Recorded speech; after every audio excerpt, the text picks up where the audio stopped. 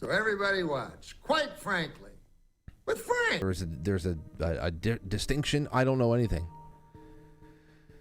That's why I say I don't get into personality worship or anything like that. I have principles, and every once in a while, you know that you're just at a casino and you're tossing money onto the board. Actually, the casino that we're all in, we have no choice but to toss money into it, and that is what the real the elections are. Which is why I said in the last couple of elections with Donald Trump, I was pretty much out of it after 2012. I was like, what the hell's the point? Really, what the hell's the point? Then 2016 comes around. I'm saying to myself, I'm definitely voting for Donald Trump after a while. Because at first it was, okay, will it be Ted Cruz? I want at least somebody who's talking about, a little bit more articulately talking about the Constitution. Now, after that was out of the way, I said, all right, well, I'm voting for a monkey wrench. And that's what it came down to. Monkey wrench, go to war with the media, and perhaps we'll get a couple of really good judicial picks. And that's really what it was, because everything else is local. And if we can create some drag, some wind resistance on the way down, as I always say, that's really what it is. Because then when you get into, oh man, this one's a member of this order and that coven and this and that, it's like, okay, well, I guess we're not voting for anybody, because there's nobody that is going to be, that would ever, you know how many great presidential candidates there are out there that are probably already declared for 2024 you'll never hear about? I forgot what the website was, but there is at least one website out there that compiles all of the declared presidential candidates across the country, because you have to go there and file yourself and get yourself out there, and you can go through thousands of people that you can vote for, that you would be able to write in, because they wouldn't be on the ballot where you are. So I'm sure that there's wonderful candidates all over the place, but as far as who's allowed to snake their way up to the top, Donald Trump, not being a perfect man, was able to use celebrity and media experience in a way that it was very hard for the same people who tried hiding Ron Paul in a broom closet during the years that he was running for president. They were not able to do that to Trump. The Pied Piper candidates did not work on Trump. That's not to say that he's a perfect man. None of us are. Well, we're going to throw stones now? I mean, nobody would be voting for anybody. There'd be no elections if we're talking about who the purest of them all is. I wouldn't want to vote for somebody like that, because that would be a lie in itself.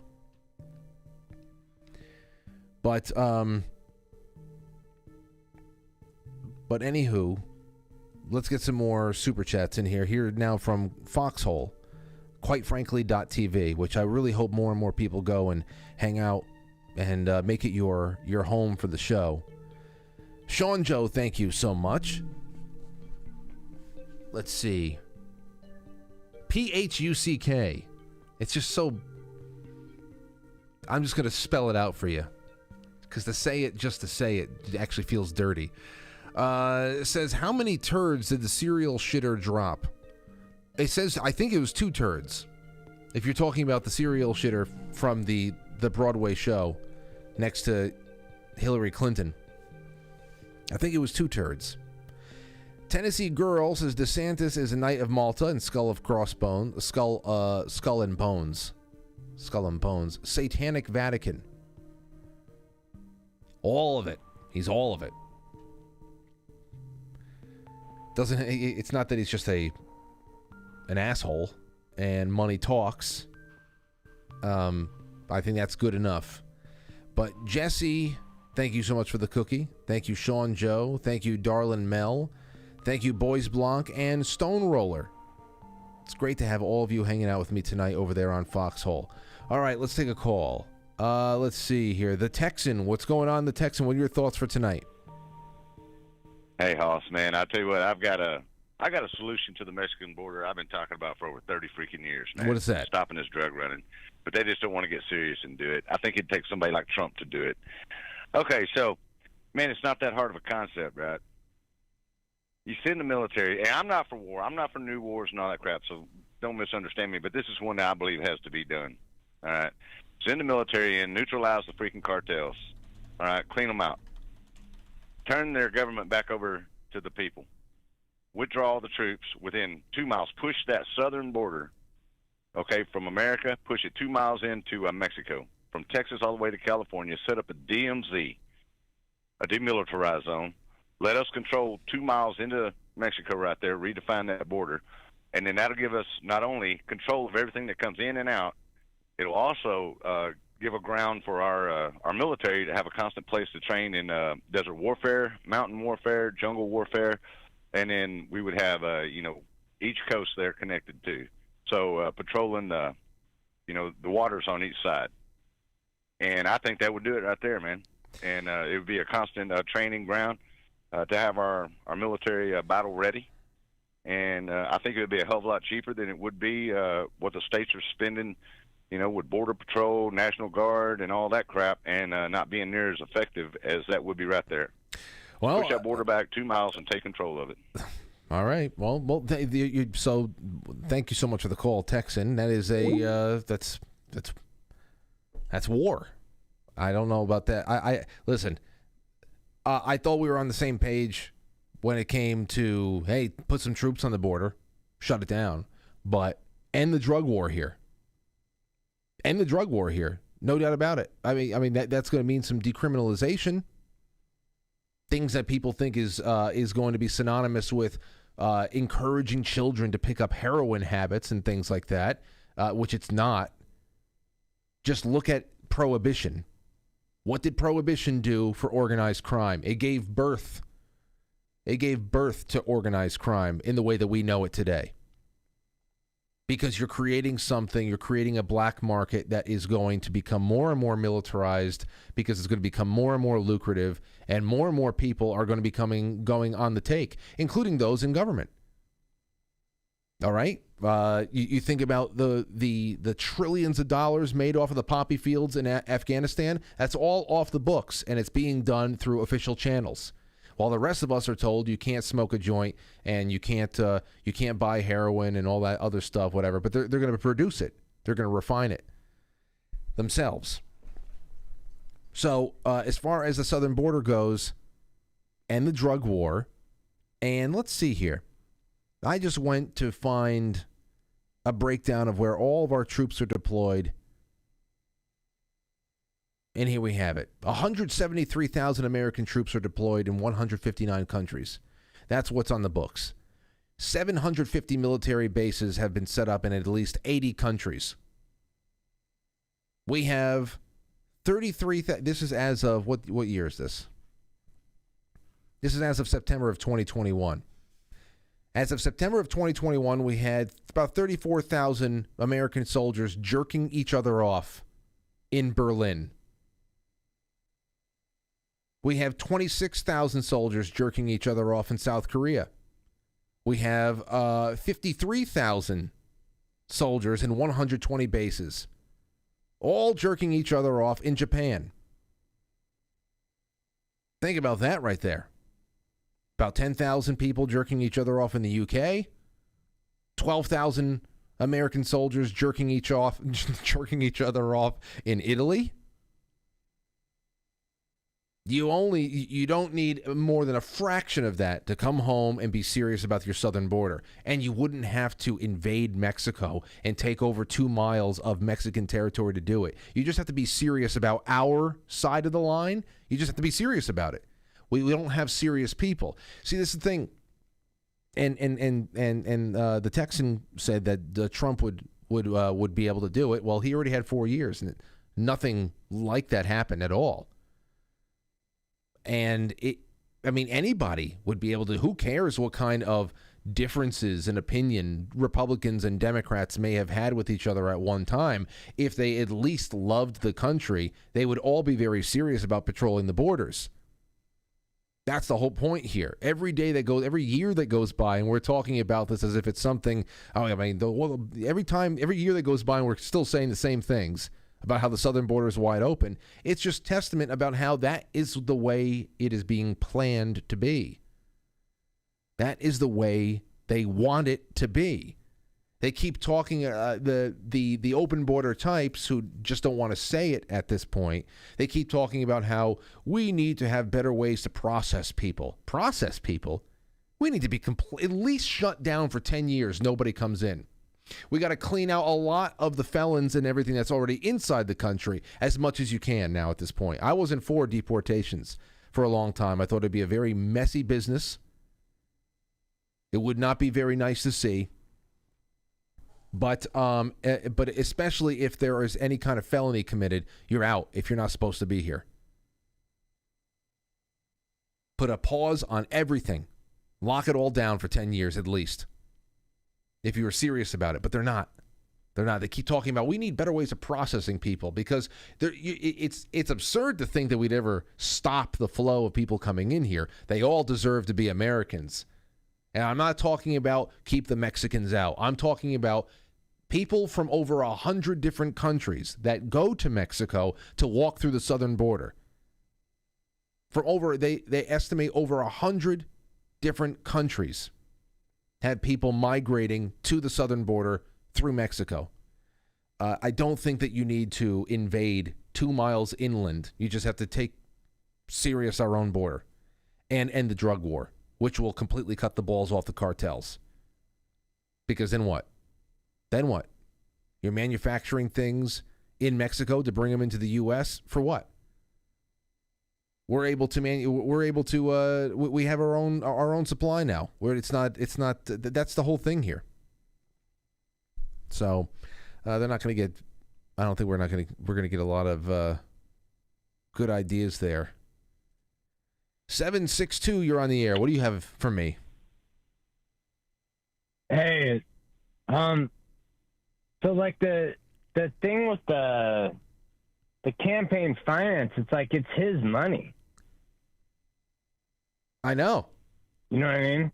I know. Like that, it doesn't make any sense. You know what I'm saying? Like if it's your like campaign finance is like if some corrupt person offered you like $1 million to like do something shady, right?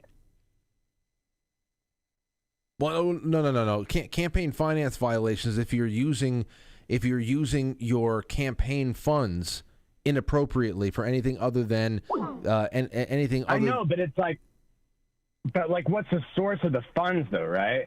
Like. And that's the whole thing. The source of these funds was Michael Cohen. He apparently he said that he went out and he took out another mortgage on his home so that he can front the money for Donald Trump. So it wasn't going through. It wasn't coming out of campaign funds. It was going through a mortgage that Cohen had moved around through a shell company or whatever. And they're just saying that this was a New York State accounting violation, which is a misdemeanor. That really they just want you to correct your books in how you categorized certain expenditures and pay a fine. But they're trying to make it into a felony by saying that this was to be able to save the Trump campaign from any kind of embarrassment because of Stormy Daniels and at that time an already 10-year-old alleged affair, which is ridiculous. So they're trying to get inside the minds and project intent onto people that they just want to destroy. It's the most politically motivated thing you can think of. It should have been thrown out. Just like the feds had already given up on this, and nobody wanted to hang Donald Trump worse than the feds. But the people over here in New York are just so batshit. They know no bounds with the batshittiness. Right. So like, it's like, but logically, it's like mutually exclusive that Michael Cohen made the claim because then that would mean like it's him. Like, but anyway, I just want to run this by it. Like. So I was wondering why, Trump was taking all these, shitty sophomore pot shots at DeSantis, and people were saying, oh, well, these, the rumors of these potential indictments are coming through.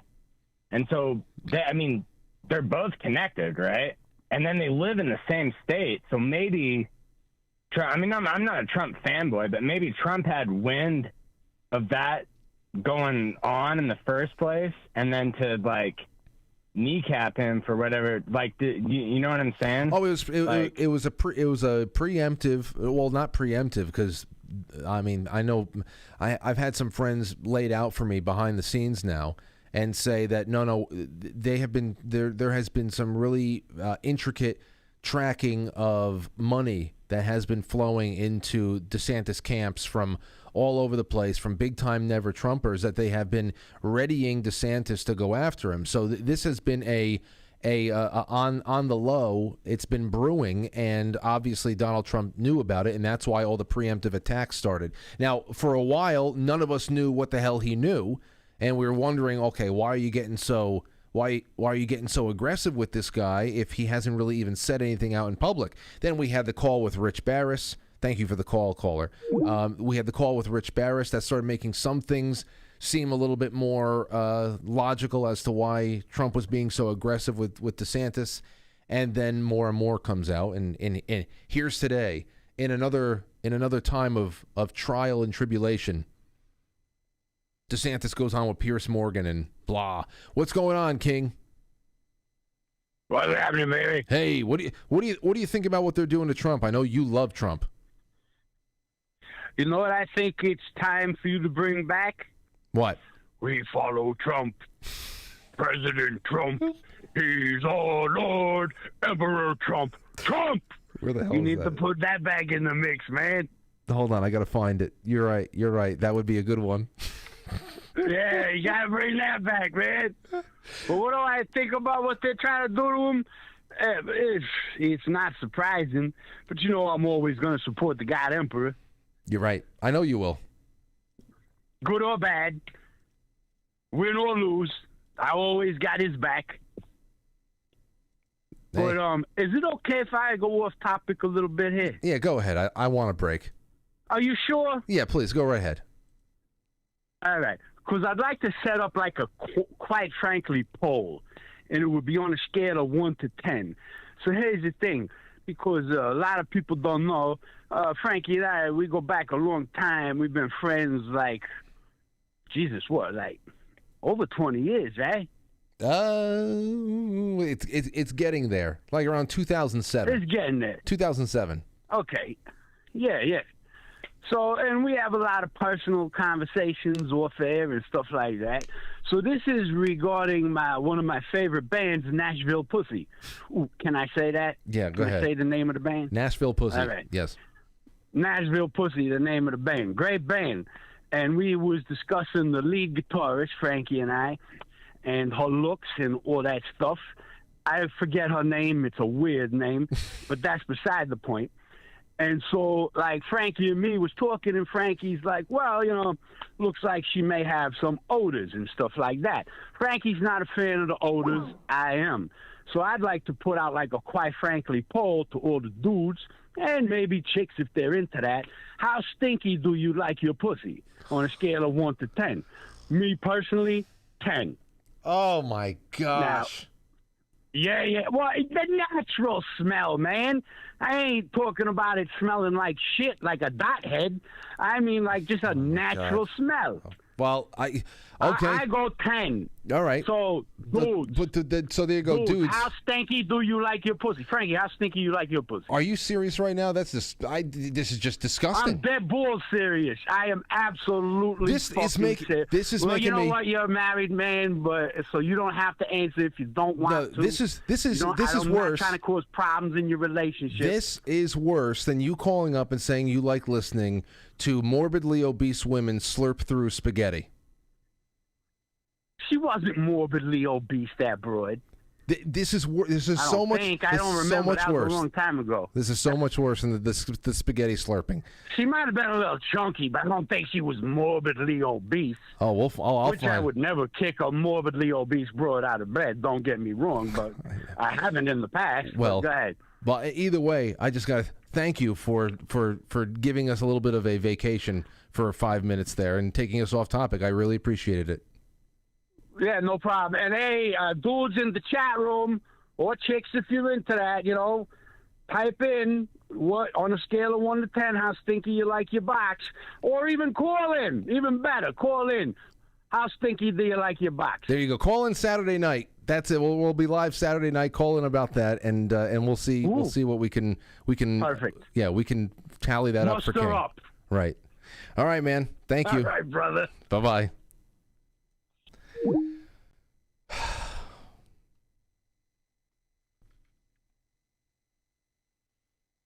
Let's take another call. Oh, it's a good thing that Albert called after King. Hey, what's going on, Albert? How are you? I'm glad you called after King. This is still real life, right? Okay, so solutions. Yeah, dude, you give out tons of solutions. Let me tell you something. Whoever wanted the solutions, ask them, did they get their seedlings done yet? I just did all the wood chips in my garden and whatnot. And, you just had the show with the goldbacks. What are people looking for, Yeah. They're looking for Trump to ride in. That's what they're looking for. But hey, that's a different thing. I don't want to go there. I don't totally agree with that, dude. But as far as the Mexican thing, the cartels and everything, I want everybody to talk, because that guy we need to do 2 miles into the border of Mexico and stuff like that. These people are being allowed to come through, through our government and whatnot. If you talk to the people in Mexico, because I got people that own Mexican restaurants and we do work for them, the cartels keep the government off of their asses, because what people don't like is the federales and whatnot. And like he also mentioned, this is interfering with cash, right? And the cartels operate off of cash. So I just think it's hilarious, how it works. We got to take care of the cartels. So we're going to send in the U.S. troops, apparently, at least that's word around the campfire from what you guys were talking about. So we're going to send in American troops into Mexico to kill all the cartels so that they don't interfere with the CBDCs. Seems to me you had the ticket. Yeah, it would take some decriminalization and whatnot.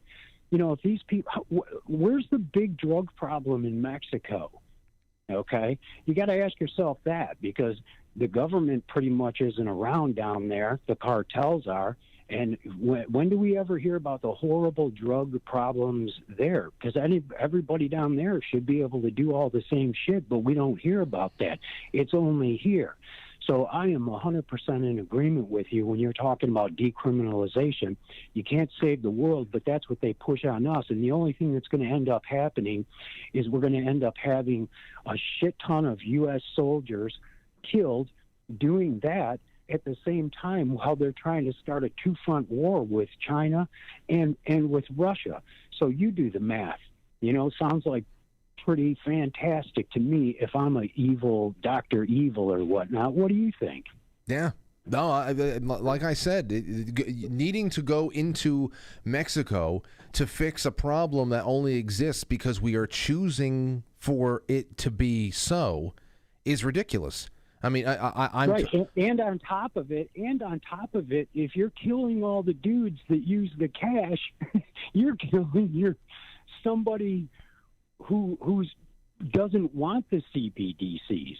You get what I'm saying? Yeah. Well, it would be good. I guarantee you, the U.S. and from where I'm standing, it looks like sending in troops to kill for their own slavery. That's how it looks to me. When you can just decriminalize it, and they're not going to do it, you know it as well as I do. So make sure you get your garden planted and get your gold backs, because this is a solution-oriented show if I ever saw one. Well, thank you, Albert. It's I love having you call in, and thank you for wrapping that up for me. All right, man. Have a great evening, Frank. All right, brother. Take Bye-bye. care. All the best to you, too. Let's take a really quick break. We come back. We will finish this one off, all right? Don't go anywhere. Don't go anywhere. Please, don't. Wow. You're listening to Quite Frankly.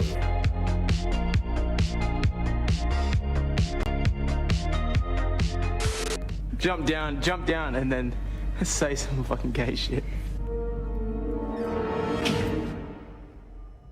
I'm gay.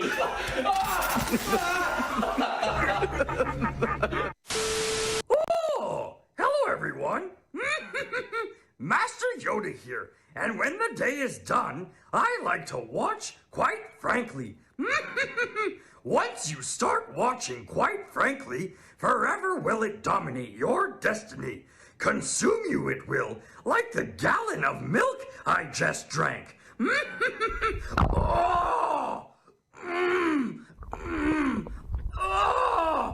Oh! This feeling in the pit of my stomach. Oh! Oh! Oh! The nearest washroom I must find. Oh! Oh! And while in the washroom, watch, quite frankly, I will. Oh! Oh! Oh! Oh! Oh! Oh! Oh! Oh! Contractions! I am feeling.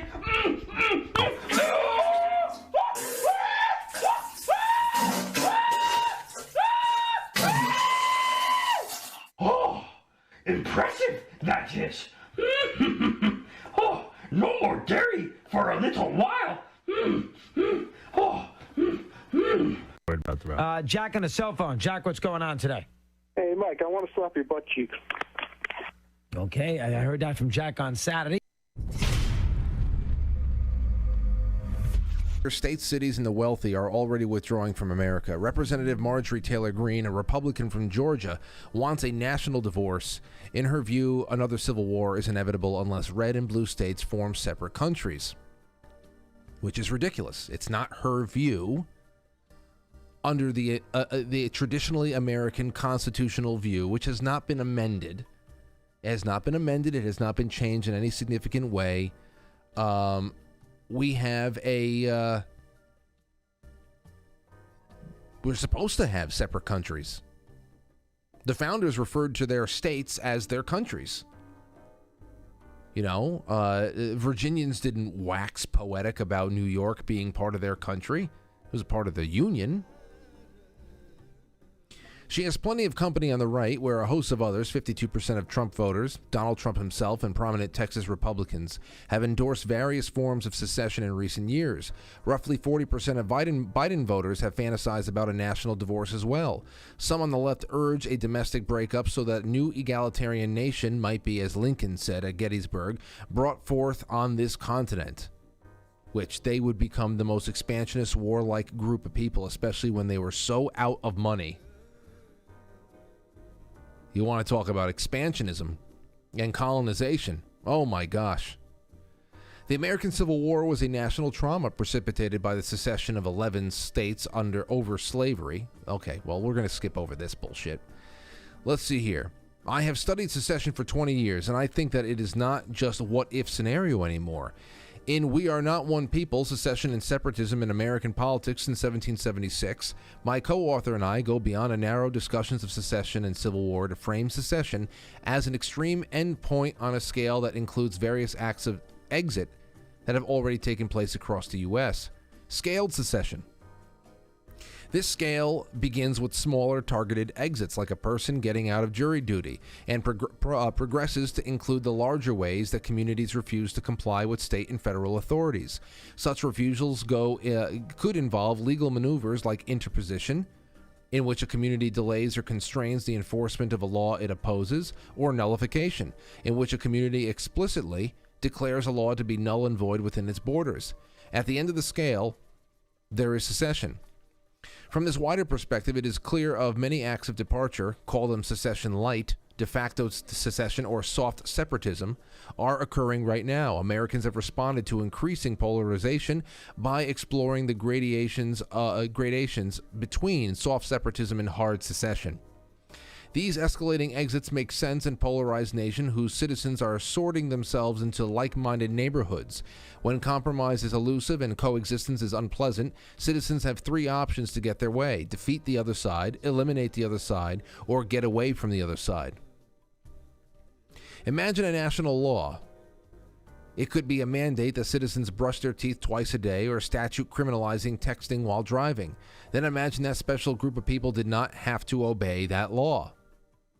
Well, I mean, this is silly. It's very silly. Because this is what I'm talking about. These people who, that's such a silly thing to even say. Because there's a reason why we separate powers. And you can't nullify. There is no basis for nullification of federal law. If you were a state nullifying federal law that is in fact constitutional, you would be within breach of contract.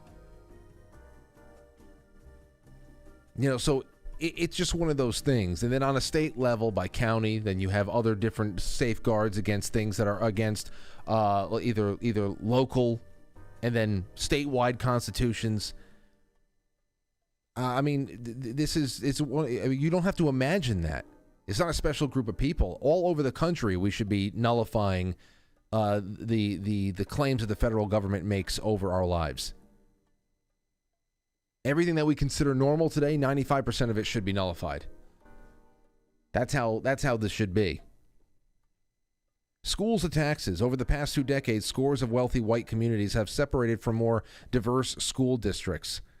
See how they're writing this bullshit with? No. What people have been doing, what people who are fighting for school choice are fighting for black and brown children as well, whose parents actually see that they are learning in places that have absolutely no way of guaranteeing quality, because there's no quality control with these unions and public schools and these slush funds that keep them alive. And when children have to go to a school with the money that they're receiving from the state or from the federal government, they have to go to a certain school district, and they can't take their money elsewhere to places that have standards and have competent teachers. Then that creates a disparity for those who have the money to go. And then we start getting into groups based on income and whatever, and how many more people in higher income brackets are white and Asian as opposed to black and brown. And they start talking about how school choice creates, racist disparities. No, it doesn't. It actually fixes it. It gives people a lot more of an opportunity to go out and get more bang for their buck. But so the person writing this is off base on a lot of things here. Several prominent district exits have occurred in the South, places like St. George, Louisiana, but instances from northern Maine to southern California show that school splintering is happening nationwide. Great. It's great. They start talking about also schools and taxes. In taxes, let's see here. If you, the companies say that Jeff Bezos pays no federal income tax in 2011. Elon Musk. So now they're going to get into, they're quoting Robert Reich. Oh no. You know what? We're stopping. We talk about all the great things that were happening throughout the country. Things that you don't see a lot of in the news, but it's happening all over the place, especially when it comes to food sourcing, when it comes to education, and a lot of other stuff. So don't worry about solutions. Just keep doubling down and tripling down on what you're doing. And don't read anything from the conversation. The website is controlled by people who think Robert Reich is a competent person. So that's bad. That's bad for them. Thank you, Jesse, 1138 on Foxhole. And I am going to release the scratching over there right now, ladies and gents. The night is just about over. Over on Rumble. Everybody's doing well. Thank you for the Rumble rant over there. And I will see you tomorrow at a given time, 7. That's all I have. You've been wonderful. And thank you again for Robert Phoenix for coming out and hanging out. Tomorrow we'll have a lot more to talk about. We have a great guest. Anomaly will be on, and it might be the official day of indictment. So there'll be stuff to talk about. We'll take calls, questions, and just vibe a little bit. All right? That's what I have for you right now. Thank you again, and I don't think we have anything on the network tonight, but Tuesdays will be interesting. I was talking to Jim Lee about soon when he has his studio set up at home, That's been working. He's been working on that for a while there. I would love for him to be our Tuesday night after show. Last night before the movie, I heard Cody was live, just chatting up people and playing stuff and being an MC, DJ of his own in his own right. I love that. Can't wait until we have a lot more live, interactive, call-in style shows after the 7 o'clock show ends from different personalities from the network and friends and all that. So more of that is coming your way. And I got a lot of work I'm doing with exciting people. So bringing that right to you in your living rooms or in your trucks, in your cabins, as you're driving from coast to coast, keeping the country afloat. So good night, everybody. Thank you for the time. Talk to you tomorrow. I'll catch you on the flip side.